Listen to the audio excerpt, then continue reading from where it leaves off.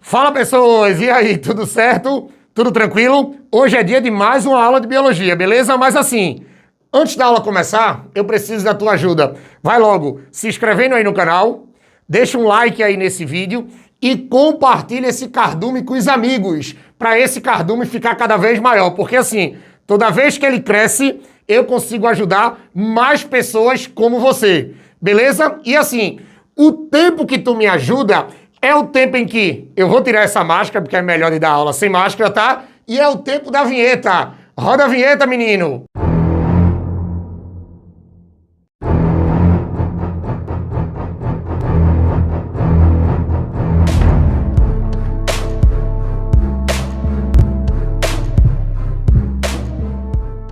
Pronto, pessoas. Agora a gente vai falar de fisiologia, mas assim, agora é aula de sistema endócrino. Agora já vou adiantando, não é qualquer glândula não, viu? Agora a gente vai falar sobre a adenohipófise ou hipófise anterior, ou como algumas pessoas gostam de chamar, pituitária anterior. Agora deixa eu logo adiantar, tá? Essa hipófise anterior ou adenihipófise, ela é uma parte da hipófise. Ela é uma parte da glândula pituitária, porque lembrem que hipófise pode ser chamada de pituitária, tá? E lembrem que essa glândula hipófise ou pituitária é uma glândula pequenininha, de mais ou menos 1 centímetro de tamanho, tá? Que pode pesar de meio a 1 grama, que fica embaixo do cérebro, fica embaixo do diencéfalo, fica embaixo do hipotálamo. É uma glândula bem pequenininha, geralmente você tem isso aqui, ó. Eles vão botar uma estruturazinha assim, ó, aí bota uma parte anterior mais desenvolvida e uma parte posterior menos desenvolvida, porque o que é que acontece? Essa glândula hipófise, ela vai ter 2 regiões. A parte da frente, que é a que a gente vai estudar agora, é a adenihipófise. A parte de trás é a neurohipófise. Então, assim, a parte da frente, que é a parte mais desenvolvida, é a adenohipófise. A parte de trás, que é uma parte menos desenvolvida, é a neurohipófise. E assim, tem alguma diferença esse desenvolvimento? Tem. Olhem para mim. A adenohipófise, ela é a parte da hipófise que consegue produzir, armazenar e secretar hormônios. Beleza? Então, assim, a área da hipófise que produz hormônios é a parte da adeno.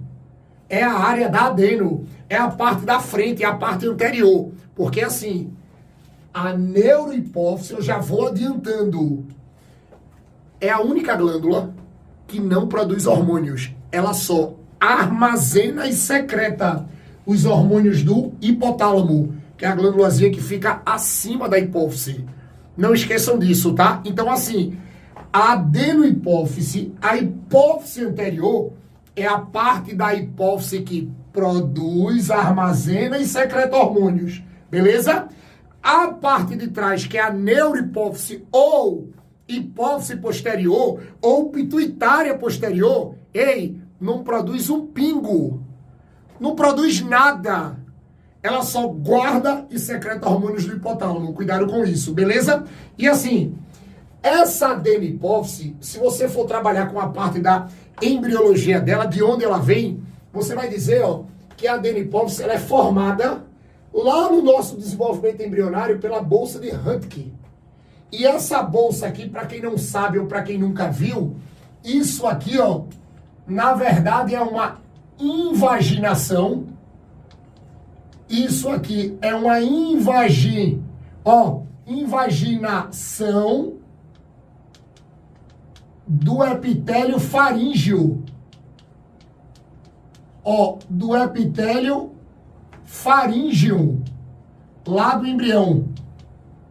Então, se alguém perguntar a vocês, olhe, se alguém perguntar a vocês de onde vem a nossa adenihipófise, quem é que forma a nossa adenihipófise, você vai dizer que a adenihipófise, ela é formada da bolsa de Hutke, que é uma invaginação. Lembrem que sempre que a gente pega invaginação, significa que essa bolsa, ela é formada de uma deformação de fora para dentro do epitélio faríngeo lá do desenvolvimento embrionário, beleza? Porque lembrem que sempre que a gente usa esse termo invaginação, invaginação é uma deformação que acontece de fora para dentro. Então, ó, as células desse epitélio faríngeo, elas se deformaram de fora para dentro, formando uma bolsa. Aí essa bolsa é a bolsa de Hunt, que deu origem à nossa adenipófise, tá? Guarde essas informações, beleza? Agora, claro, além de tudo isso, o que é que eles mais perguntam para vocês? Olha, disparadamente, o que eles mais perguntam para vocês, olha para cá, tá? O que eles mais vão perguntar para vocês são os hormônios que são produzidos na adenipófise. E já vou adiantando, tá? No sistema endócrino é a glândula que vai ter mais hormônios. É a glândula que vai te dar mais trabalho, tá? Porque você vai ter que saber hormônio e função. Hormônio e função. Aí o que é que eu preciso que vocês não esqueçam mais? Veja, eu coloquei aqui os 6 hormônios que são produzidos, armazenados e liberados pela adenipófise. Mas sabe qual foi a outra informação que eu coloquei aqui que tu não vai encontrar em lugar nenhum? As células da adenipófise que são responsáveis em produzir cada hormônio. Por exemplo, o primeiro hormônio que eu preciso que vocês não esqueçam mais nunca é o seguinte: é o hormônio somatotrópico. Esse hormônio somatotrópico ou somatotropina é o famoso hormônio do crescimento. Esse cara aqui, ó, é o hormônio do crescimento. Porque esse cara vai ser responsável, ó, pelo crescimento, presta atenção, corporal. Aí o que é que eu preciso que vocês não esqueçam? Esse somatotrópico ou somatotropina, que é o GH, o hormônio do crescimento, ele é produzido pelas células chamadas, ó, de somatotropos. As células chamadas de somatotropos são as células da adenipófise responsáveis pela produção desse hormônio. E um detalhe, quando a gente fala de crescimento corporal, lembre que crescimento corporal, ó, porque é o crescimento dos tecidos. E quando a gente fala de crescimento de tecido, detalhe, tá? Esse crescimento dos tecidos, isso vai desde o crescimento de células até da multiplicação de células. Então esse GH, que é o hormônio de crescimento, ele faz os nossos tecidos crescer de todas as formas. Tanto aumentando o tamanho das células, quanto aumentando a quantidade das células. Ele aumenta tanto o tamanho como a quantidade.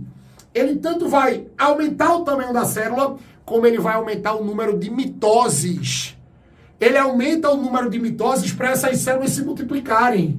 Aí quando essas células se multiplicam, elas aumentam a quantidade. Aumentando a quantidade de células, você aumenta a quantidade de células do tecido. Aumentando a quantidade de células, você aumenta o tecido. Não tem para onde. Tá? Então, olha, esse somatotrópico, que é o GH, ele vai ser responsável pelo crescimento corporal, crescimento dos tecidos. E esse crescimento dos tecidos, ó, lembrem, isso aqui vai ser tanto por um crescimento celular,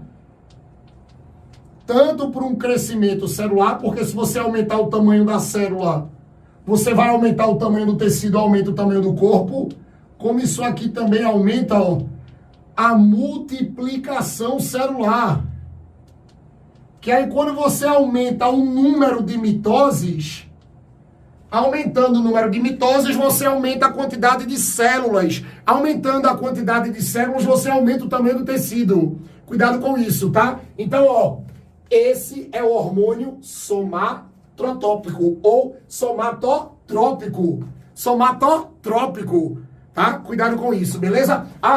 E esse cara, claro, que ele vai estar relacionado. Se você tiver uma grande quantidade desse cara, você vai sofrer do gigantismo. Se você tiver pouca quantidade, você vai ter o nanismo, tá? Então, tome cuidado com isso. Geralmente, quando você tem uma grande quantidade, quando você tem uma liberação descontrolada de GH, você vai sofrer do gigantismo. Se você tiver menos GH do que o normal, você deve ter o nanismo, tá? Você deve ter um tipo de nanismo, beleza? Não esqueçam disso.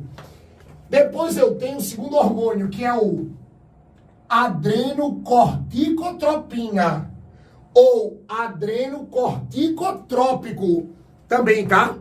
O final pode ser sempre ou tropina ou trópico. Você pode ter o adrenocorticotrópico ou adrenocorticotropina, que é o famoso ACTH. Esse hormônio, presta atenção, ele é produzido por células que a gente vai chamar de corticotropos ou corticotropos, beleza? Aí o que é que vai acontecer? Essas célulazinhas da adenipófise produzem um ACTH. E qual é o papel do ACTH? A gente diz que o ACTH, se liga, tá? Ele vai trabalhar tanto no desenvolvimento, ele trabalha tanto no desenvolvimento,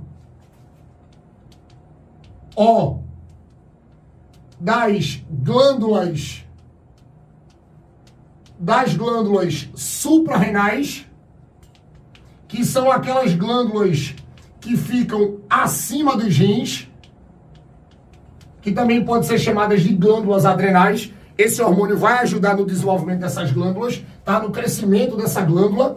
E isso também vai controlar, esse hormônio também controla, a liberação, de hormônios dessa glândula. De hormônios, se liga, tá? Adrenocorticais.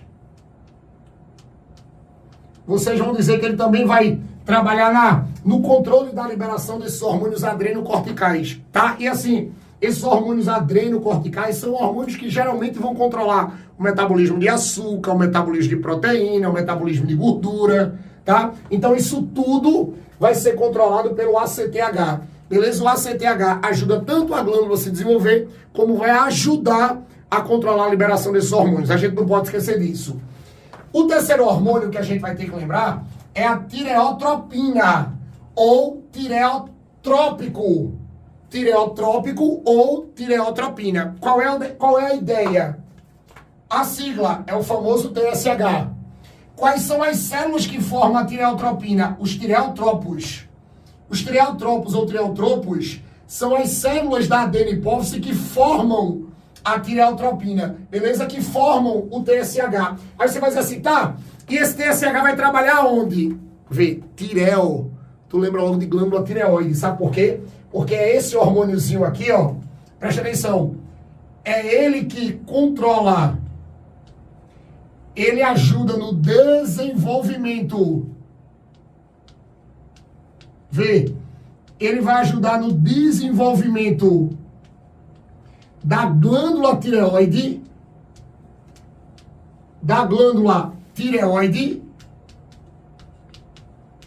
que é aquela glândulazinha que parece uma gravata borboleta que fica no nosso pescoço, tá? O desenvolvimento dessa glândula vai ser controlado pelo TSH. Isso aqui também, presta atenção, controla a liberação, dos hormônios. Vai controlar a liberação dos hormônios. Principalmente o T3 e o T4, que são hormônios produzidos na tireoide. Lembrando que o T3 é o triiodotironina e o T4 é o tetraiodotironina ou tiroxina. Tanto o T3 e o T4 vai ter o seu controle, vai ter a sua liberação controlada também pelo TSH, tá? Cuidado com isso. Depois do TSH, a gente vai ter a prolactina. Aí veja, a prolactina, que é a sigla PRL, ela vai ser produzida na adenipófise por células lactotropos ou mamotropos. O lactotropo ou mamotropos são as células que produzem a prolactina. Aí o que é que acontece?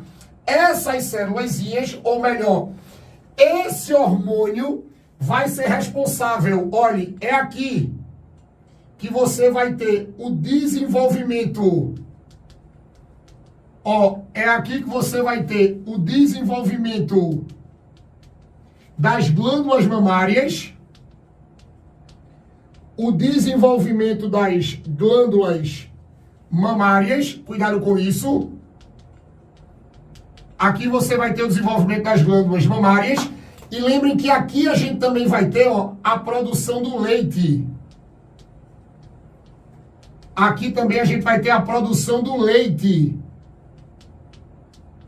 A produção do leite das glândulas mamárias é estimulado pela prolactina, beleza? Não pode esquecer disso. Então a prolactina vai desenvolver as mamas e também vai ser responsável pela produção do leite. Tranquilo? Agora, quando a gente vai para o quinto, aí a gente vai para aqueles hormônios gonadotróficos. Esses hormônios gonadotróficos vão ser dois. Veja, eu vou ter o folículo estimulante, que é produzido por células chamadas de gonadotrópos. Tá? Aí veja, os gonadotrópos vão formar tanto o folículo estimulante quanto o luteinizante. Aí vamos primeiro pelo folículo estimulante. O folículo estimulante é o FSH. A gente vai dizer que o FSH, se liga, tá? O FSH, quando a gente cita ele ou trabalha com ele nas mulheres, a gente vai dizer assim, que o folículo estimulante, claro, ele estimula, ó, o desenvolvimento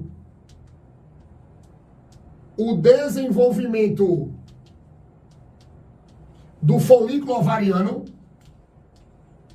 ó, do folículo ovariano. Aí lembrem, tá? O folículo ovariano é exatamente a região onde você tem um gameta feminino. Você, menina que está me assistindo agora, você, mulher que está me assistindo agora, você tem que lembrar que é o seguinte, em cada ciclo menstrual, um folículo desse ovariano é responsável pela maturação e pelo desenvolvimento de um gameta feminino que vai ser liberado na ovulação. Porque o que acontece? Vocês, mulheres, vocês têm todos os gametas que vocês usam ao longo da vida guardado nos ovários. Sendo que cada gametazinho vai ter uma embalagem. Eu sempre gosto de chamar de embalagem. Cada gameta feminino vai ser embalado por um folículo ovariano.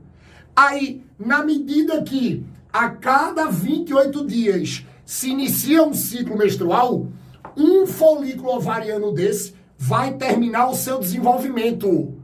Um folículo ovariano desse propicia um gameta feminino terminar o seu desenvolvimento. Para que, no meio do ciclo menstrual, no ato da ovulação, esse folículo abra e o gameta feminino saia de dentro do ovário e caia dentro da tuba uterina, tá? Agora sim, Andrei, pode acontecer de sair mais de um? Pode. Se a mulher poliovular, pode sair mais de um gameta no mesmo ciclo menstrual. Mas não é comum na nossa espécie. Na nossa espécie é comum que você, mulher, em cada ciclo menstrual só termine o desenvolvimento de um folículo, para que no meio do ciclo menstrual, no ato da ovulação, só um gameta feminino saia de dentro do folículo e vá para dentro da tuba uterina, tá? Aí quem vai estimular no começo, no primeiro dia do ciclo menstrual, ao danado do folículo se desenvolver para que o gameta seja liberado, é exatamente, ó, o FSH, tranquilo? Agora sim, no homem, o FSH também ele regula, ó, ele regula a espermatogênese. Lembrem que espermatogênese é só você, eu sei que a palavra é grande, aí tem gente que se assusta, mas assim, espermato vem de espermatozoide, gênese vem de origem. Gênese vem de origem, então é a formação dos espermatozoides. A formação dos espermatozoides masculinos, porque são os gametas masculinos, acontecem dentro dos testículos. Aí o que é que você não pode esquecer? Dentro do testículo, quem vai dar conta disso aí, quem vai regular essa formação é o FSH. O FSH ajuda a regular isso aí, tá? Não esqueçam disso, beleza? Então isso é o FSH.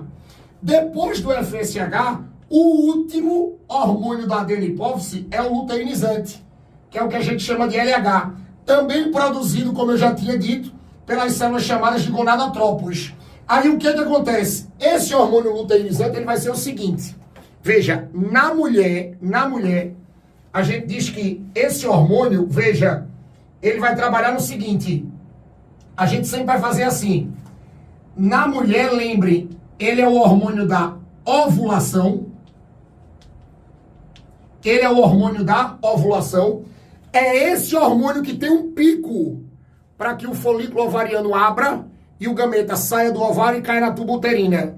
Quando vocês mulheres ovulam, mais ou menos no meio do ciclo menstrual de vocês, o hormônio que está no pico é exatamente o luteinizante. Aí o que acontece? Você sabe que a ovulação é quando o gameta sai do ovário e vai para a tuba. Eu disse aqui que quando ele sai do ovário e vai para a tuba, presta atenção, quando ele sai do ovário e vai para a tuba, ele sai de dentro do folículo. Lembrem que o folículo ovariano, quando libera o gameta, ele fica tipo um saco vazio, que é o resto. Ele abre para liberar o gameta e fica o saco vazio. Aí é esse saco vazio, ó, que vai formar o corpo lúteo. Então veja, depois da ovulação, o LH tanto vai ser o hormônio da ovulação, como vai ser o hormônio que forma o corpo lúteo, que também é chamado de corpo amarelo. Lembrando que o corpo lúteo ou corpo amarelo, ei, monstrinho, olha para mim, é exatamente o folículo vazio. É um folículo que acabou de liberar o gameta. Quando o folículo libera o gameta, ele vira exatamente uma embalagem vazia, um saco vazio. Aí esse saco vazio, ele vai dar origem ao corpo lúteo. Sabe por quê? Porque depois que forma o corpo lúteo, esse LH também vai estimular, ó, a liberação. Ó, a liberação de progesterona,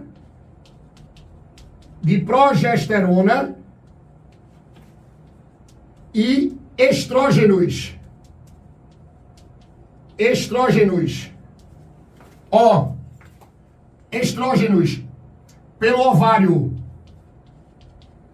Então, quando o ovário começa a produzir muita progesterona e muitos estrógenos, quem vai estimular essa produção é o luteinizante, tá? Isso na mulher. Aí você pode dizer assim, Andrei, e no homem? No homem, você vai dizer que ele estimula, ó, estimula a produção, ó, da testosterona. Da testosterona nos testículos. Nos testículos. Tá? Então, isso é o papel do LH. Tranquilo? Então, olhe, se perguntarem a vocês os hormônios que são produzidos, armazenados e liberados pela adenohipófise, somatotrópico, adrenocorticotropina, tireotropina, prolactina, folículo estimulante e luteinizante. Lembrem que eu coloquei o nome das células que você encontra dentro da adenohipófise, que são responsáveis pela produção de cada hormônio. Somatotropos, somatotrópico. Corticotropos, adrenocorticotropina. Tireotropos, tireotropina. Lactotropos e mamotropos, prolactina. Gonadotropos, folículo estimulante e luteinizante, tá? Agora, olhe, deixa eu contar o último segredo. Todo mundo fala disso, mas muita gente esquece de falar quem é que regula a liberação disso aqui, a produção disso aqui e a inibição, a parada. Vocês tomem cuidado que quem regula o trabalho da adenohipófise são hormônios estimuladores e inibidores do hipotálamo. O hipotálamo, que no começo dessa aula eu disse para vocês que ele é responsável pela produção dos hormônios da neurohipófise, que é a parte de trás da hipófise. Cuidado que o hipotálamo também controla, ó, a liberação de tudo isso aqui e também controla a parada da liberação de tudo isso aqui, para que você não tenha uma liberação desordenada. Então a gente diz que quem controla, presta atenção, olha para mim, quem controla o funcionamento da adenohipófise são hormônios estimuladores e inibidores hipotalâmicos. Por que hipotalâmicos? Porque são produzidos no hipotálamo, tá? Então, se perguntarem a vocês quem é que vai estimular a produção e liberação de todos esses hormônios aqui, são os estimuladores hipotalâmicos. E quem é que vai inibir a liberação desses hormônios aqui, porque o corpo não precisa mais, que vai controlar isso aí, são os inibidores hipotalâmicos, tá? É perfeito isso. Beleza? Tranquilo? Agora, isso aqui é só adeno-hipófise, tá? Ó, tira um print aí disso aqui.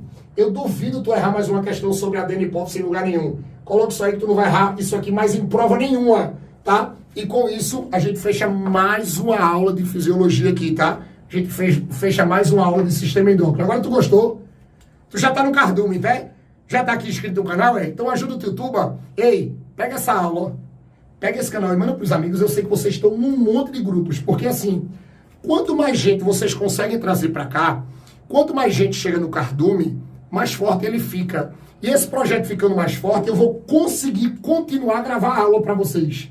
Pra ajudar mais pessoas como você, tá? Porque assim, ei menina, menino, eu quero ver todos aqui nas próximas aulas, beleza? Ó, beijo no coração de vocês, viu? Valeu!